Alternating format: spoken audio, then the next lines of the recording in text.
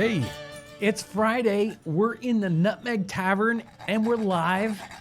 I've got my nutmeg in my drink, so we're ready to go. I almost forgot that. Whew. It has been a wonderful week. We've got a lot of great stuff done, but it's nice to come in to the Nutmeg Tavern Friday afternoon late and kind of relax a little bit, get together with you guys, talk about, history, talk about...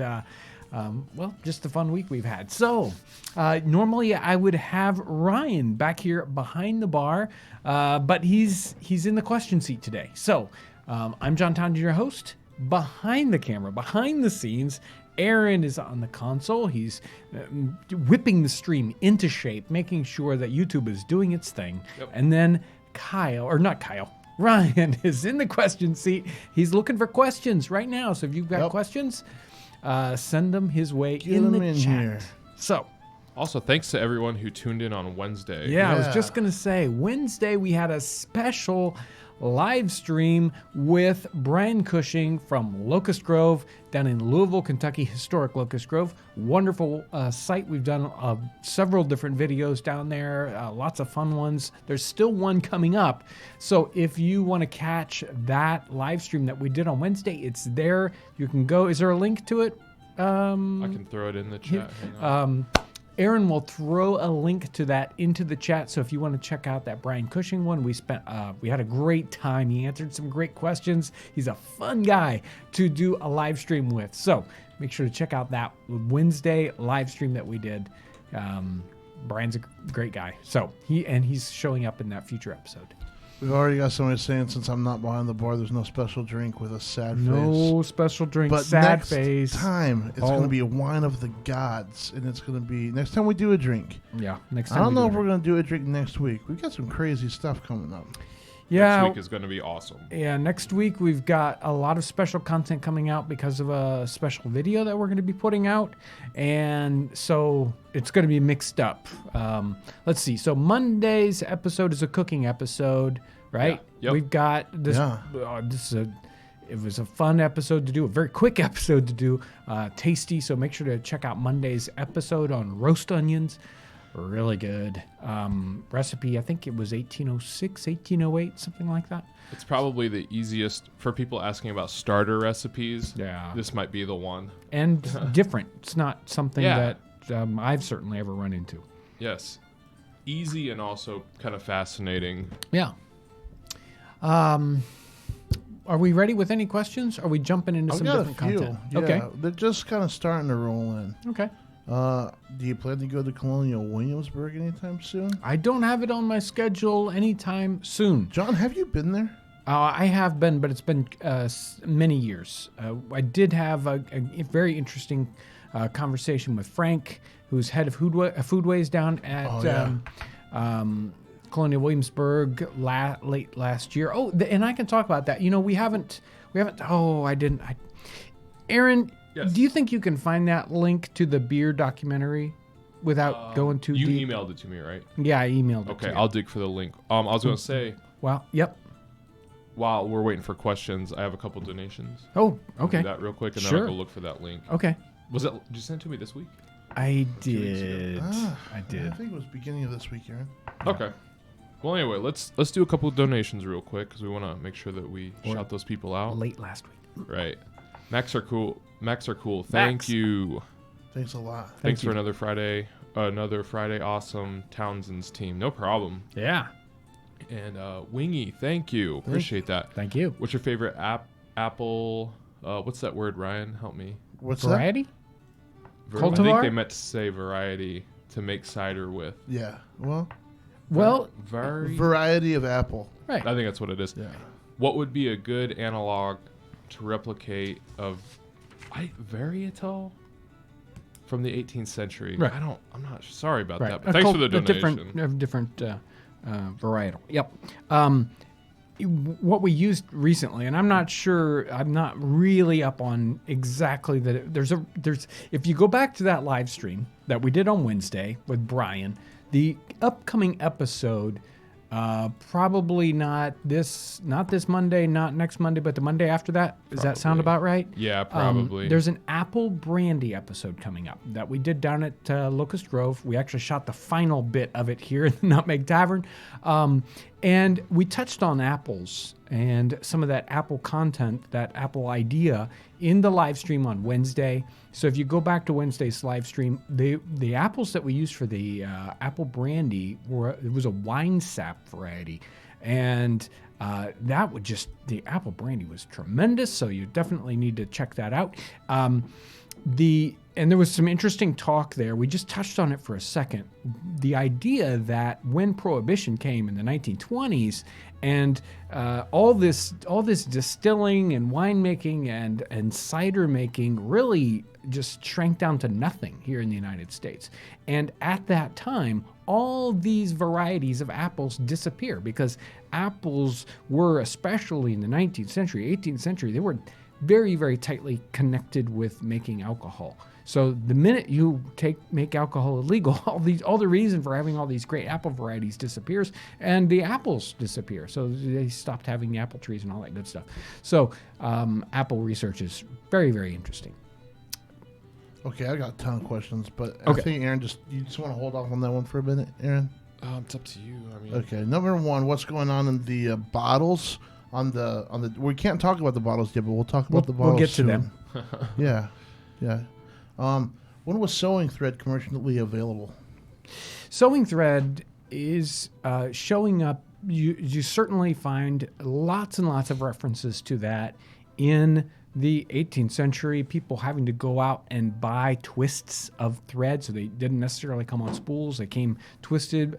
Think of like embroidery floss that we have today, and it's in like loops, and you might have to coil it over paper to keep it from getting tangled. But they would have these twists of thread, and that was a very, very common item. People would go around selling it. You would need it as you're sewing different items. You'd need specialty colors. So it is a industry sort of all in its own, and that is probably all throughout time basically. But you're going to find those commercially available in the 17th century, 18th century, 19th century. How accurate was 18th century news, paper, etc.? Oh boy. And did it change from area to area? How accurate is our news today? A tough question Well, to there's a answer, can of isn't it? worms. Right?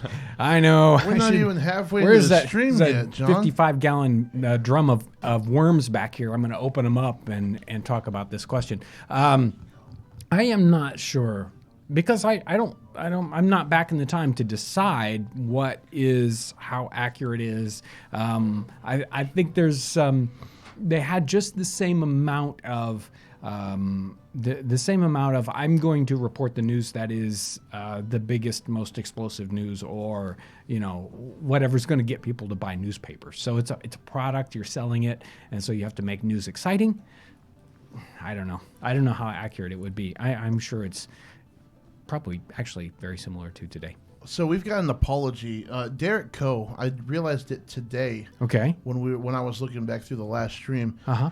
That we forgot or somehow we looked over his donation last Oh, time. okay. And so, Derek, if you have a question that went along with that, number one, thank you for the donation. Thank you, yeah. If you have a question, make sure to just put it in here a couple times, and I'll be looking for it. Yeah, we missed it. Not me. We all did. Well, I Sorry know it about wasn't that. me. Yeah, drop your question and we'll. Okay, so we'll this do might it. be cool. I don't know if you're ready to talk about it, but they're asking, are you going to do any more 18th century food preservation episodes? And you and I were just talking about a pretty neat food preservation technique today that you're going to touch on. Are you able to talk about that at all? Yeah, well, I touched on it in the recent past. Sorry about that. Oh, fish. have you? Yeah, Okay. the fish thing. So we That talked fish about that. Smells so bad. Hey, don't give away the episode. Another food preservation technique is the brandy that we do in that, and that's one of those things. What happens when you have this bumper crop bumper crop of apples. The apples are only going to last so long. How can you turn those in? How can you save those? And making cider, making apple brandy is a way for you to concentrate these apples, especially the brandy, to concentrate them to be used into the future, and as a cash crop too. So it's one of those interesting things that's going to come up just here in a couple weeks. I'm gonna get this last donation real quick, or the latest one, I should say, not the last one. David Dinelli, thank you. Thank you, David. Thank you. What was the most common type of cookware? Cast, copper, tin? Were there types of things that people avoided for food, like pewter or clay? Cast, copper, tin.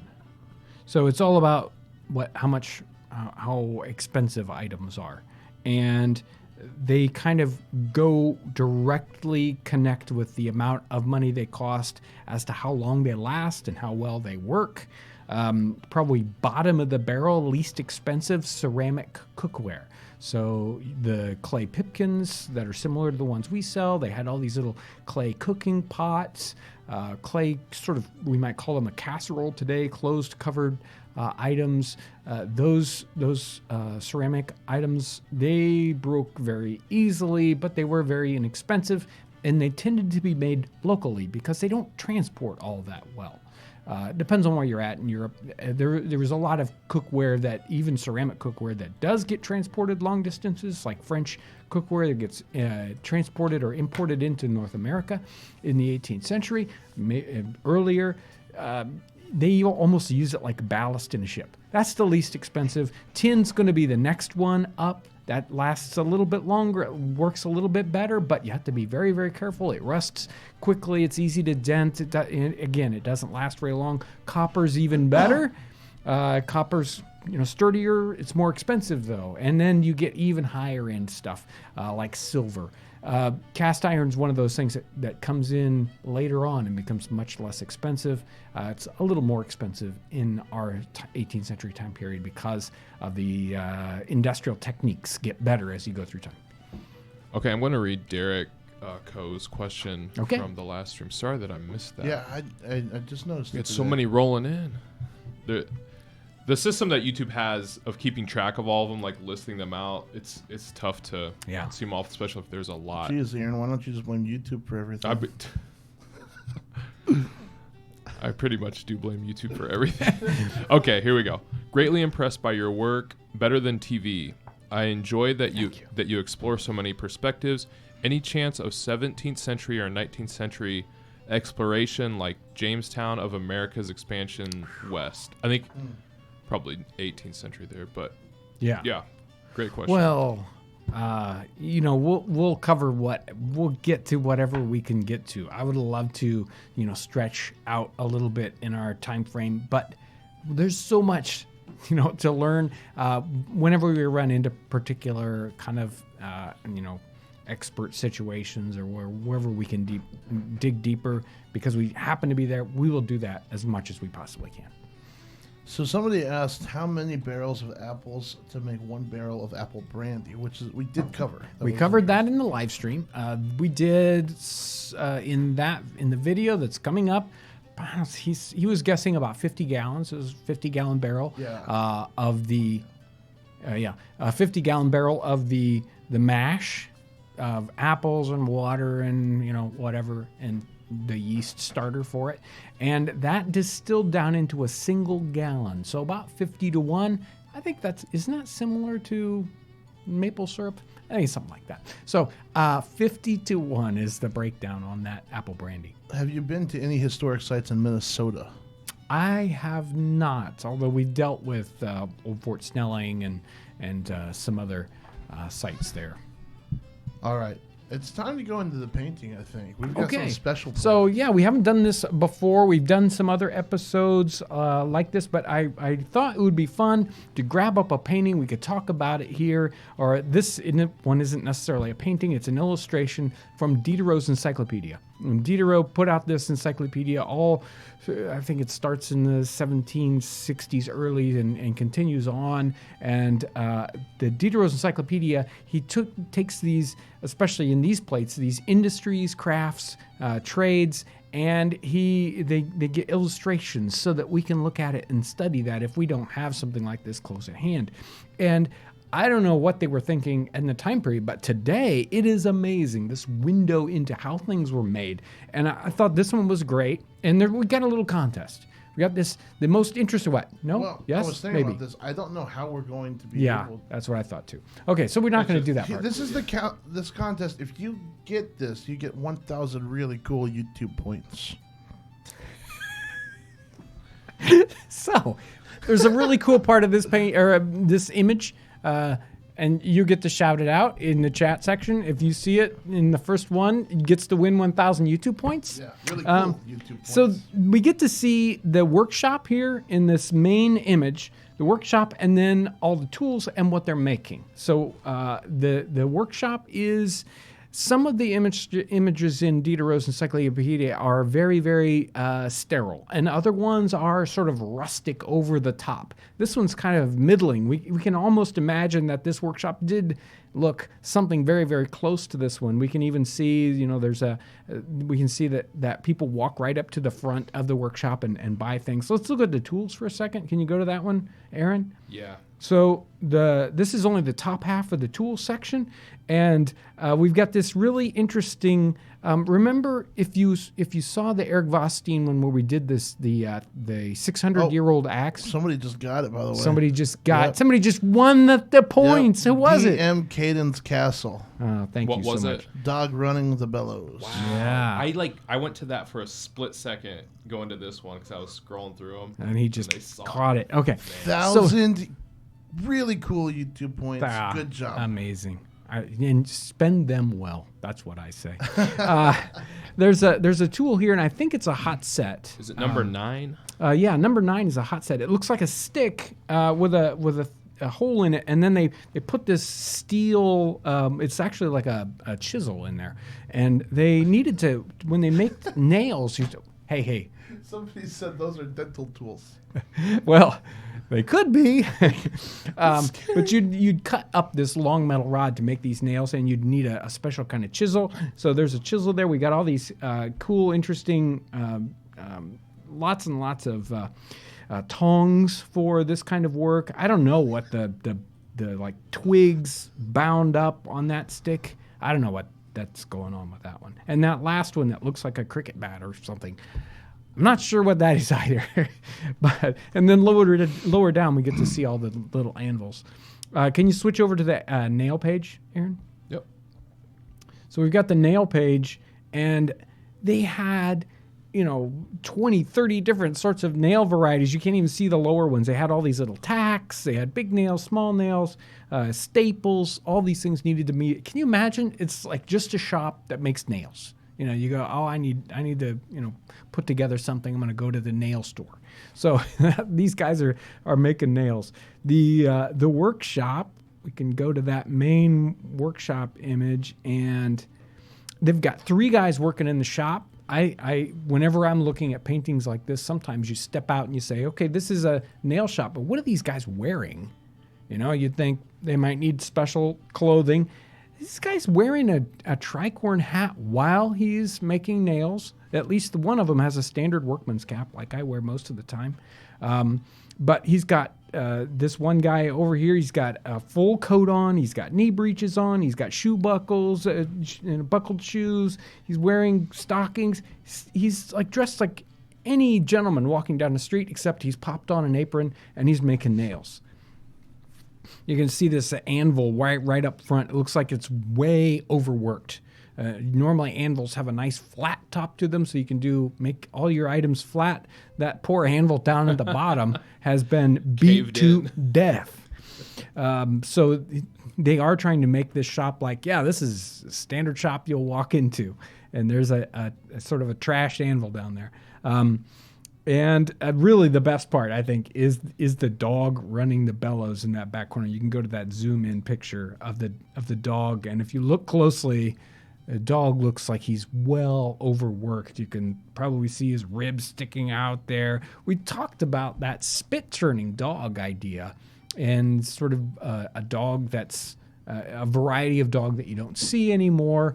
That's died out. Well, apparently they used dogs for lots of different kinds of jobs, and here's a dog making the bellows go up and down. So really cool. And right up there, right beside the dog, you can see bundles of these metal rods that they're going to turn into nails later on. So that's their stock that they're waiting to turn into items. Anybody have any particular questions or thoughts on that? Everybody's Ryan? just commenting on it a lot. Good. I don't see a lot of questions. Okay. Somebody said, I don't think it pertains to this, but somebody said, do you think people dressed up to pose for the artist? I don't believe that most of these. I believe now there were many different illustrators for this encyclopedia, and they all have a very, very similar feel to them. So that probably they had people sketch these individual parts, and then they would have people do the tool sections, and then this sort of whole scene picture. These are probably. They just grabbed little sketches and then they put it together later on. So it's probably not one of those, stand there for 4 hours, with your tools holding still, but they just go in and grab sketches of people. So somebody asked, how many hamsters equal one dog? Do you have a thought on that? I would say on hamsters that you'd need at least 24. It depends on the dog. It's a pretty tiny dog in there. Yeah, exactly. Okay. And Diderot's encyclopedia is like this over and over and over again for individual trades and skills. If you're looking for something, particular, how did they make barrels, or sometimes they have military drills, or they have different kinds of images, but just a wealth of information. It's French, so different cultures are going to have some different tools or different concepts here about what a shop might look like, but it really gives us a glimpse into the 18th century. All right, so let's talk about the bottles on your table there. Okay. People have asked. We even had somebody just recently in the store, asking about merch, and we do have some more mugs in the process now, but they aren't here yet. It's going to be several weeks, probably a month before we see those. But I thought this would be a fun project and product. People have asked us about nutmeg. I put nutmeg on my nutmeg. Where do I get special? Nutmeg Tavern nutmeg. Well, this is Nutmeg Traders nutmeg that we are putting together here on location. Did the little cool illustration. Very, very similar. We based the illustration on a trade card from the 18th century. And you get whole nutmegs in a little glass jar.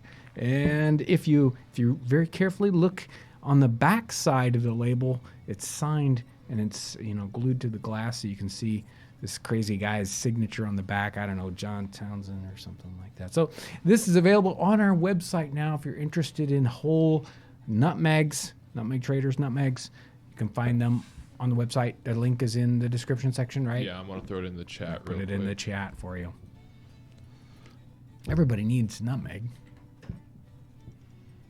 Oh, man. Yeah, somebody said zoom in like they wanted to close. Yeah, here, let me, we can hold that up and I'll try to focus. Really? You're going to try that? Try to. Doing it live? Here we go. You're going to try the Let's see how the good signature Aaron part really or the is. jar part? Probably the signature, but the lighting's not that good. Yeah. See, there's no light up there. Yeah, I don't know if it's going to work because it's just going to zoom in on you. So somebody said gotta you believe it. guys. It's really there. It's there. Somebody said we should sell our own Nutmeg Tavern branded nutmeg. So what is this? This design? is Nutmeg Traders, which is our. It's Nutmeg Traders is the food wing of the Nutmeg Tavern. So Yeah. like the warehouse that's right beside here. And It's right we over there. just we take these out of the nutmeg bunker one at a time. Right. Or 6 to 8 at a time, depending. Yeah. We have to go through a lot of guards and all that kind of stuff to make it happen. There's some nice shots on that Right, if product you- page. We should have just done that. Yeah, if you go to the product page, you can see the Your pretty face was huge. Somebody for said, a "Whoa, second." too much zoom." Yeah. It did that, like the lock-in thing for the Zoom. And apparently it translates Yeah. to YouTube. Yeah. Whoops. Okay, so I have 2 questions about the French. Number 1, what's the history of wars between the British and French? And number 2, How long did the French stick around in Alabama after the Revolution? Well, I cannot answer that question. Generally, people will stay in a location for generations after that. So, there's still a lot of Spanish influence in Florida. There's tons of Dutch influence in New York to this day. So I don't know about Alabama and the French influence there, but generally those things, stick around and stay part of the flavor of a location. So I can't speak specifically to that one, but what was the other question? Oh, the history of war. They were either at each other's throats, just they were never totally at peace during the whole 18th century time period, and those wars are kind of flaring up and violence happening. I use my hands too much. Violence happening there with those guys all through the 18th century and right into the 19th century. The French and Indian War, obviously the American Revolution, there's that kind of stuff. And then we go into the 1790s and Napoleonic Wars after that. So they were always having issues with each other. All right, Aaron's got a couple donations here. Got a lot of donations. Thank you, everyone. I'm just going to do this one first. Nutmeg for Life gave us a donation. Says everyone needs nutmeg. The official Nutmeg channel. Man, I like All that. right. Yeah, the official Nutmeg. That's great. What was the last one I did? Just go backwards and then you bump into it. Jamie Lieberg. Thank you. Thank you. I'm picking my own corned beef from a fresh brisket using my great-grandmother's recipe. Okay. Phantom Creamer, when can we get the I put nutmeg on my nutmeg shirts? I'm just gonna go through them and then we'll run through them again. John just looks at me. Yeah. You're the guy. Lel P. It's an I. If Aaron says your name, he's sorry. Right up front. Very sorry. If you've considered videos, curious if you've considered videos on 18th century fiber arts, knitting, spinning, weaving, perhaps when visiting places like Genesee Country Museum. Hold on. Let me. Okay, go ahead. We're gonna run through them all. Go ahead. There's a lot there. Yeah. Max are cool again. Thank you so much. Love the illustration and painting examinations you do. Excellent live stream option. Yeah, I agree. That was super cool. Yeah. I like doing that. And then Mortar and Ivy, thank you. Have you ever considered recreating modern foods with ancient ingredients using only North American ingredients, aka like 18th, 19th centuries pizza, stuff like that? That's interesting. Kind of turning it on its head. Right. Nutmeg pizza. Nutmeg. Well, that goes along with another question that was here. It's like, have you ever had anything that nutmeg could not help? I'm having a hard time with that one. Nutmeg on ice cream? Oh, yeah. Yep. So the nutmeg on nutmeg shirts, we'll start with that one. What do you think, Ryan? Yeah. If you guys want special T-shirts, Ryan is the guy you have to. We'll do it. You guys just have to bug me. Blow that chat up. Great. Here we go. Okay, and then what was the next one? I like this a lot. The fiber arts in the 18th century. we there's we've done a little bit of that. What's the name I'm looking for? With fiber arts? Yeah. Remember we did the spinning one? She did, Yeah. and I'd spun something that was terrible. She's with Apple. Yeah, Apple Cart. I can't remember her first name. Hanlon? Okay, I'll look it up. There's a We've link. already done enough mispronouncing Yeah. names today. Yeah. We've done enough damage. That's bad.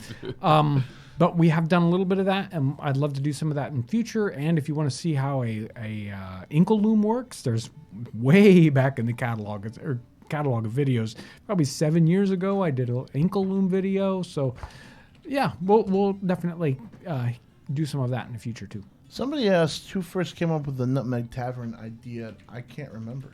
It was John? Yeah, John. Even if it wasn't John, it was John. Yep. That's for sure.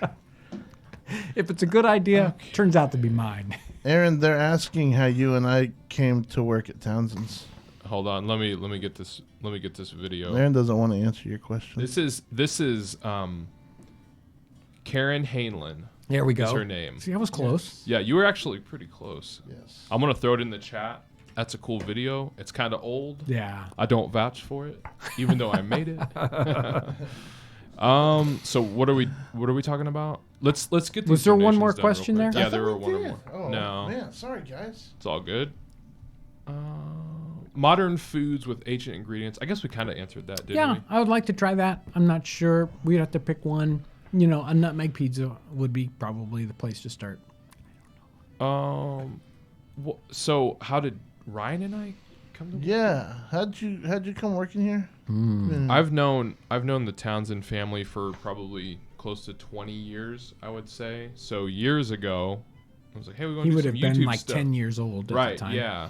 When I was probably maybe 18 or 19, John was basically offered me a job to cut some YouTube videos. This is like 2009, I would say. And then I took a couple years off to go work some really crappy jobs to appreciate Townsend's. But I came back, and here I am, and it's going great. So, yeah. Yeah, if you dig back into the old catalogs, there's even Aaron shows up in some of the catalogs as a kid. Really? Posing with some of the... I Yeah. see that. Yeah. See old baby face Aaron. Too bad we don't have one of those pictures we could throw up. That'd be Oh, fun. no, we're good. I've been humiliated enough If you go today. real deep in the YouTube channel, you'll see teenage Aaron looking like Looking he exactly the should be same. screaming into a microphone In fact, or something like that. I've lost weight since then, so you probably wouldn't even recognize. Ryan got a job here because I recommended him. That's and not that is a true. true story, actually. That is It not absolutely true. true story. Yes, it is. You recommended me? Yeah, they said, "What do you think of Ryan?" I was like, "Hire Ryan." Oh, right on. Thanks, dude. Okay, Had on to no our next idea. question.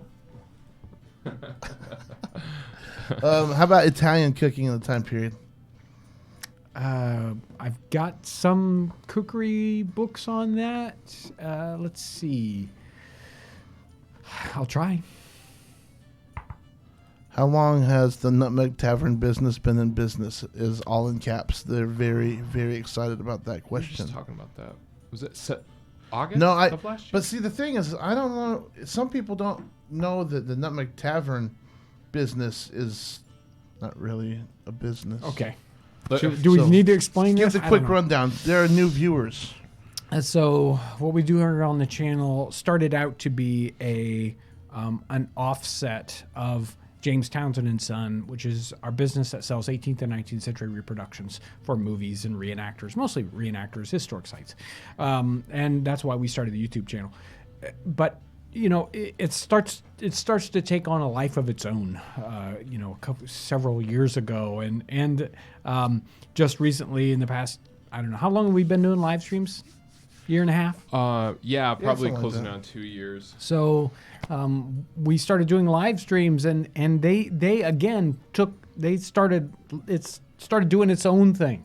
And so we really wanted to build something around just the live streams. And that's the idea for the Nutmeg Tavern. This is just a set. I'm sorry, there isn't a real tavern. It's a virtual tavern that you are all here visiting with me now.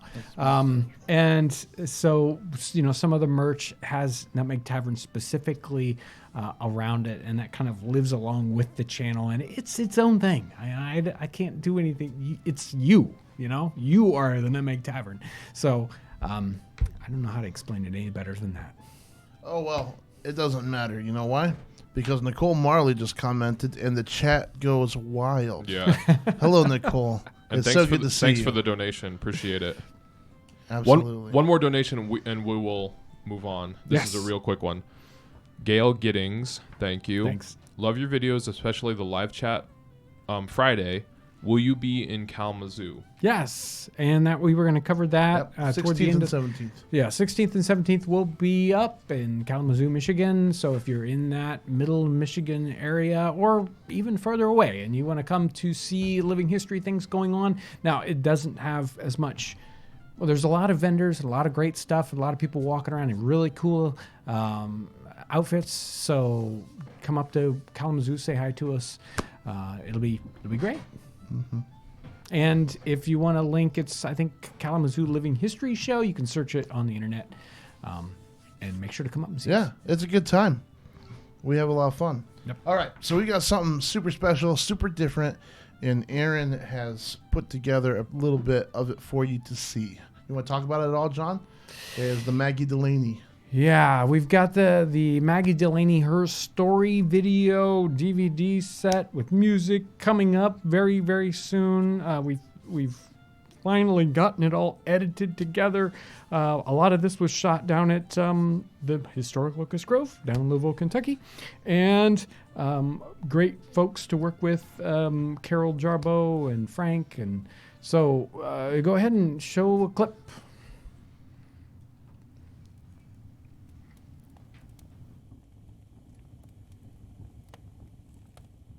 I never know what tomorrow will bring, or what new person I will go home with, or what new place I'll be sleeping at tonight.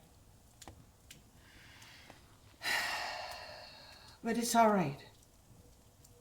My heart's come back up off the ground. And although I'm not happy, I am more contented.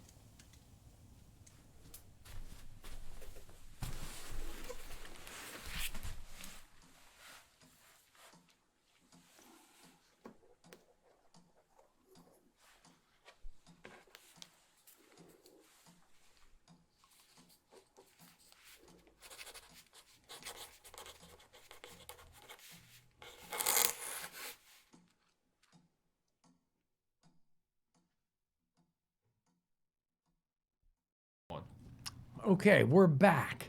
That was just sort of the beginning teaser for that piece. Now, this is a story about someone was an indentured servant in the 18th century. A sort of a fictional narrative to tell the story, because it's hard necessarily to get some of history into our heads unless we have a story to sort of wrap it around. What's happening here, and I think one of the things we need to think about, is that lots and lots of very, very interesting things are happening in the 18th century, and we don't get taught about them in school. We don't hear about them. They get lost in the discussion for sort of bigger issues. So let's all talk about the Revolutionary War or whatever. Whereas there are other things that are happening that we need to understand so we get a full picture of the 18th century. Thousands and thousands of people came to the United States as indentured servants, and this is a story based on one, about that. We also have stories like all the people that came over as convicts, or people from different areas that we wouldn't expect coming into North America. So we have all these amazing stories. This is one of those stories. Carol does this. She worked on the research for this for years. She's done this sort of program. This is like a one-person stage show. She does just such a tremendous job. This is about an hour long. It's huge. It's totally different than what we normally do on YouTube. So we don't know what's going to happen with it. But it's going to come out on February 11th. That should be a Monday, not this Monday, but next Monday. Along with that, there's going to be a DVD that's available. Again, like an hour long, and that DVD will also be packaged with a special music CD with music that is inspired by this entire story. So done by Jim's Red Pants. So this will be a double sort of DVD and music CD that goes together. That's going to be available also. So we're really excited about this. We've been spending a lot of time on the production of it, and we're excited about what that. And we're going to try to do some special programming at Kalamazoo, sort of featuring this along with Carol and the Jim's Red Pants folks. So Yes, March That's March 11th, 11th. not February 11th. Yes. did I say February? Yeah. March 11th, because February is in the past. Whoops. Right. Did I miss anything? No, I don't think so. Such a great story. I've got a comment here. Hello, I have a hat blanket. I'm wondering what side I should bend. I'm not. I guess maybe making a round hat. Yeah. Just one. Yeah. It's the So left side, right? generally, it's the side your gun goes on, because you don't want it to hit your hat if you think about that. So For you, it would be the. So I would put the left side up. I think it switched in like War of 1812. They did the left side, correct? I can't remember. I'm Sorry, pretty sure. I can't answer that specifically enough. Okay. And then somebody's wanting to know where they can get a hat like yours. Well, if you check out the website, the Townsends.us, and search workman's cap, work cap, you'll see that. All right, and then we've got an Instagram contest. Let's hit that. Instagram every week that we can remember. Always do that to you. Literally every week. we go through. Never forgotten. Yes, you have. Just when I haven't been here. Every week we go through the Instagram feed. We look for images with the hashtag Townsends. Looking for historical things, recipes, merch, whatever kind of connects here with what we do here on the Townsends YouTube channel. And we pick out a winner. And I don't think I saw this week's winner. No, it's the French bean ragu, Okay. and it's just Carl's Ruthings. There we Not go. gonna run together, but yes, something like that. So, Ryan will get nice picture. Ryan will get in touch with them and talk about the special prize, even more than 1,000 YouTube points. You can't top that. Yeah, I know. It's like that's hard to get above that. That's but, like buried treasure. yeah. Somebody asked if we would ever consider doing a blooper reel. Aaron, you want to take that? The blooper reels are probably the toughest thing to cut because John's gotten like really, really good. And whenever we do have bloopers, it's mostly just him like restarting. Yeah. The shoots are pretty uneventful. They go fairly smooth. So finding enough that's like actually funny to make a blooper video is We just aren't funny. Yeah, we're just We're not funny people. boring. We are not funny people. Yeah, it's just tough because I don't know. Because we nothing work in like such a nothing serious breaks environment. or nothing. Yeah. I don't know. Okay, We're serious around here. blame Aaron. And YouTube. Have you read any of Ron Carter's Revolutionary War books? No, I haven't. I don't know anything about Ron Carter's Revolutionary War Right. books. And going back to the blooper reel idea, the Nutmeg Tavern is like a 45-minute blooper reel, so you're getting the blooper just continuously here. Okay, so Aaron, you want to take care of these donations? Let's do it. Nicole Marley. We need to do those Nutmeg Daddy shirts immediately. Okay. Okay. Yeah. Thank you, Nicole. Appreciate it. Keltoid 5. Ooh, I don't want to read this one. What about the Townsends movie as a special feature on the DVD? Well, lucky for us, the DVD's being printed right now, so it's too late. Oh, but thank you for the donation. So Late. sorry. Man. And then a donation from Creel Unbeloved. Thank you. Yes. Yeah, thanks, everyone. We really appreciate it. Ryan, there's some people out there that are addicted to mushroom ketchup. Tell us Oh, about that. yeah. This is awesome. maybe addicted. So who was that?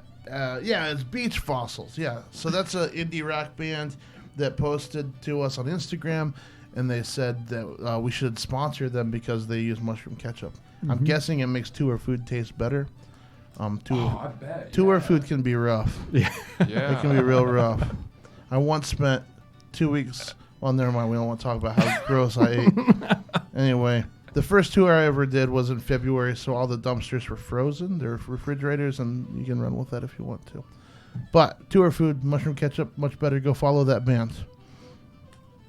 Yeah. What was the name Beach of it Fossils. again? Beach Beach Fossils. There's some really distracting comments today. It's a good chat today. It's Yeah. fun. Okay, so we talked about Kalamazoo. We talked about Brian Cushing's live stream. Let me touch on the new Patreon folks from this week. What? Oh gosh, those guys. I'm glad. I'm just so glad that I cannot read. I have to interpret these chat through these guys because they're just like laughing, and I have to try to continue to do this thing. every month, no, all the time, we get new Patreon people that want to help support what we do here on the channel, help make us do videos, help buy, interesting equipment, good equipment, so we can make very nice videos, help us go to historic sites to make videos, whatever that is.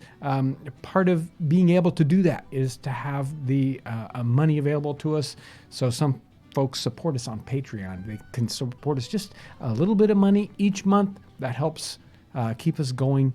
So the new Patreon supporters for this week, David McCamey, I think I'm saying that one right, Catherine Pellegrino, Chris Ashley, Nicole, Vincent Ramos Filari, I think is how you say that. So those are the new Patreon supporters this week. So I want to thank those guys so much for that. That's just one of the many ways people support us, whether they're doing it this way or super chat or they go and buy some whole nutmegs, whatever that is, helps us make videos. Yeah, talk about those whole nutmegs one more time. Yeah, so, you got to have nutmeg, and you don't want to buy already ground up nutmeg.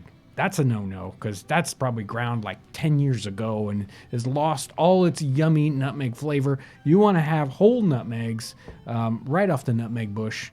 Yeah, it's a tree. But and then you can grind it up and make the best nutmeg ever. So we've got these jars available, imported directly by the nutmeg traders. They have their own little. You can see the ship that we use to go into the ocean to get our nutmegs, and on the back label of these, where they're glued onto the glass, somebody's signature is on the back of those.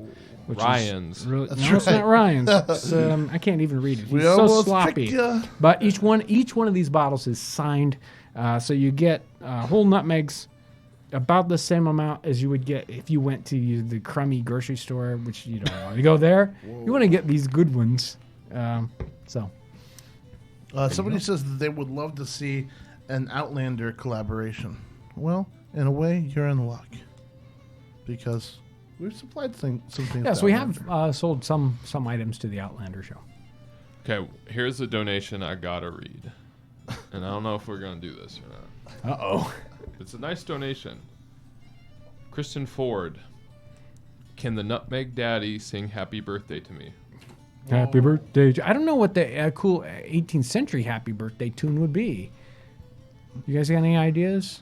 I have no idea. We'll have to make up our own 18th century nutmeg happy birthday tune. Yeah. But I will wish you, without a song, a very, very happy birthday. That's not what they Was that a asked for. disappointment? Dang. No. Have you guys ever checked out Fort Mackinac? Yeah. Yes, I went there Yeah. 2 years ago Yeah. with my whole family. It was good. Are you planning on going to Fort Frederick this year in April? Are we planning? What do you think, Ryan? Man, I've been thinking hard on it. I had a blast when I went out there last time. So It'd be good to just go and walk through if nothing yeah, else. yeah. Mm-hmm. If we came to Fort Frederick, are there people close by that would in Maryland that would be able to come and say hi? I don't know. Tell us in the chat. Now it's every fort ever. Fort Ticonderoga. You've been there, haven't you? I haven't been there. No, I have not been to Fort Ty. No. Okay. What's your favorite recipe that you have made? I saw your fried chicken recipe, and this weekend they're going to make it. Oh, good. I'm sure you'll enjoy it. It seems like every time I do another video, we do one. It's like every third one is like, oh, this is even better than anything we've done before. So, what's Aaron think as one of the better ones you've had recently? As time goes on, and the older I get, the more perspective I have on all the episodes we've done. I'm going to have to go with the open fire roast beef with the mushroom ketchup. I know it's basic, but It is. that turned out, it was unbelievable. Yeah. And yeah, just do meat over an open fire. It's simple. It's easy. Anyone can do it. There you go. But I'd have to scroll back, and there's so many. I'm prepping the DVD, and I don't even remember. Half the rest. Yeah, but we had some good ones. Those ones that Michael Dragoo brought in recently. Oh yeah, those Michael's were were awesome this time. Super good. Yeah. So Okay, so we've got one more clip from the Maggie Delaney Her Story video that Aaron's going to show, and then we'll clean up the rest of these donations and a few more comments. Can you introduce it, John? So, what part is this? It's another part of the Maggie Delaney story. So we get this almost just this full life story of this indentured servant who's come over from Ireland in the 18th century, and I think this is just before she gets on board ship. So you get some of that idea about what's driven this person to sign away their life for so many years to get to the New World. So here you go. Oh, Robbie and I didn't know what we were going to do. We were at the end of ourselves. And then that day comes, when he comes back from town early one day. And oh, he's all in a grand way. You see, he's found a man, he says, a man who's an agent for a ship that's docked at Derry. It's going to the colonies and it's taking on passengers. And they'll take us too and give us food besides if we'll just make a mark on the paper, you see, that says we work for 4 years to pay off the passage. Work for 4 years, I says to him. And then what?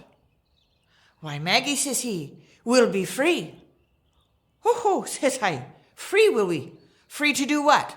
To starve like we're starving over here? No, Robbie, we'll stay here in Ireland and do that. Nil, Maggie, he says, it's not like that.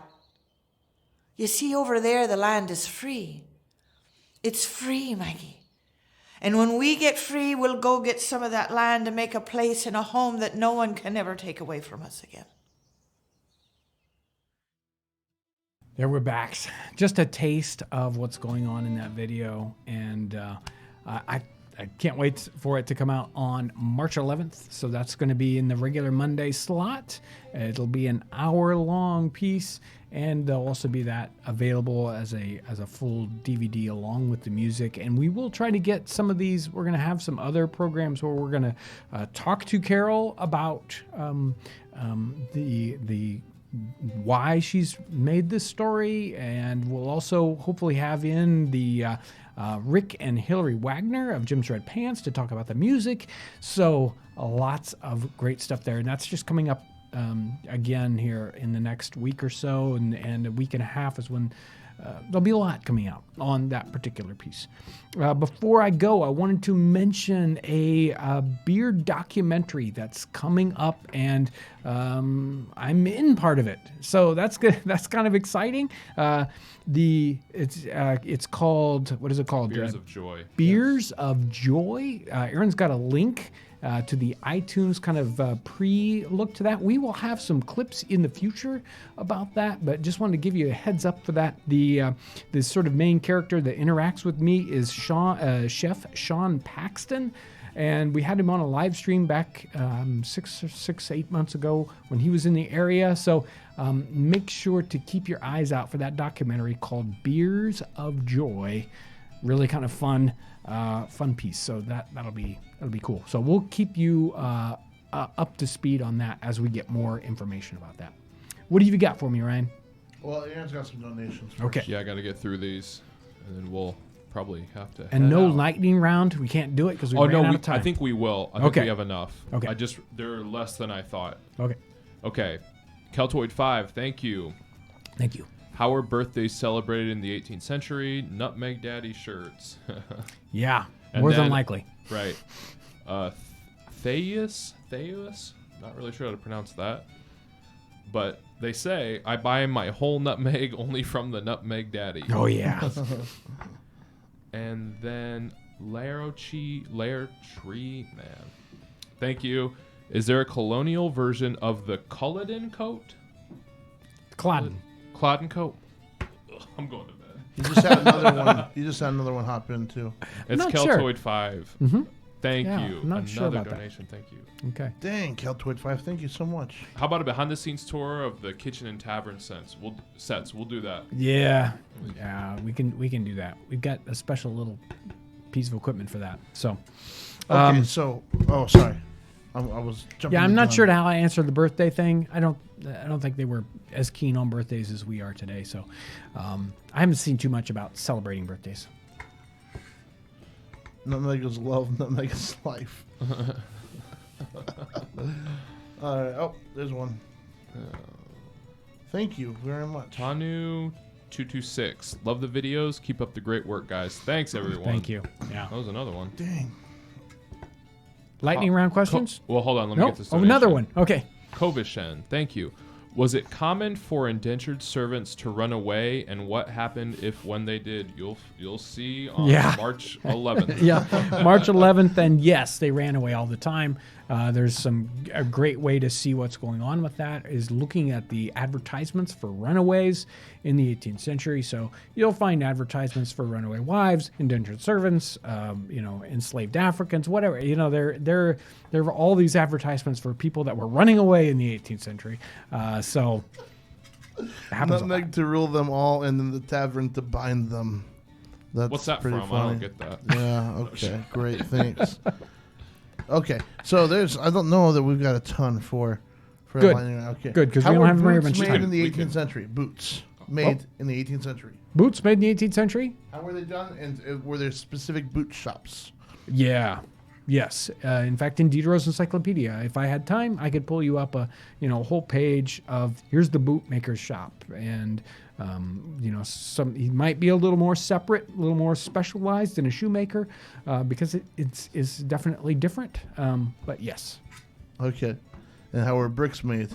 bricks were made by brick makers, and they had two different techniques. One where you would sort of extrude out the square, like you got your Play-Doh pumper machine, and you cut it into pieces, and then the style where you'd actually have a box and you'd put the clay into it and then take the box from around it or slide it off the top. So lots of handmade bricks in the 18th century. Okay. How about? Do you know where to find a recipe for dandelion jelly? Dandelion jelly. So many of these sort of homey, very, very simple recipes you don't see too much in the standard cookbooks of the 18th century. So if you want to find those kind of recipes, you got to go digging in the manuscript cookbooks where the recipes are all handwritten. That's a much more difficult set of research. There's more of that stuff that's available online now than there ever has been, but that's going to take a lot of work to find recipes like that. Do you live in an 18th century village? If not, have you ever wanted to? I think it would be great fun to live in an 18th century village, but no, I don't. All right. Is eggnog from the time period? I think there are eggnog-like drinks. There are many different similar drinks. They weren't necessarily called eggnog in the 18th century. Cossets so there are different ones that are very similar to that. What's happening with toothbrushing in the 18th century? There's definitely some toothbrushing, but it's not anything like what we think of today. They even found a little bone-handled toothbrush in one of the privies in Monticello. So there's some toothbrushing going on, and they also had like tooth scrapers, little, you scrape the gunk off your teeth. Wonderful. How about Lincoln's New Salem? You plan to go there? I think I talked to some of those folks a couple years ago. I don't have any plans. I don't have any trips planned out right now. So it's great to have suggestions. All right. And then one more. How are researchers? How was the? Sorry, it's Long day. were advances in science found accidentally or through hobbies, or were people actually researching, and were they scientists? There is the 18th century is a time period when scientists and science research is blossoming, and so you certainly have a great quantity of that going on. But most of what's happening before that is sort of a natural way of learning how to do things better and better. So it was kind of accidental. Well, it is what. Nutmeg jar, one more time, if you're interested in whole nutmegs, Nutmeg Trader, whole nutmegs with a signature on the back of the label. You can check those out. The link is in the Link in the description chat. section. Link in the chat. It has been a tremendous Friday. Thank you for coming to visit us here in the virtual Nutmeg Tavern. It's been a lot of fun. You guys have been making these guys back here laugh their heads off. So thank you so much for all you do when you support us by watching videos, having all those great comments, supporting us with Super Chat, supporting us with Patreon, buying merch, whatever you do. It helps us make videos and spread the word about what's going on in history. So thank you so much for all you do, and thanks for watching.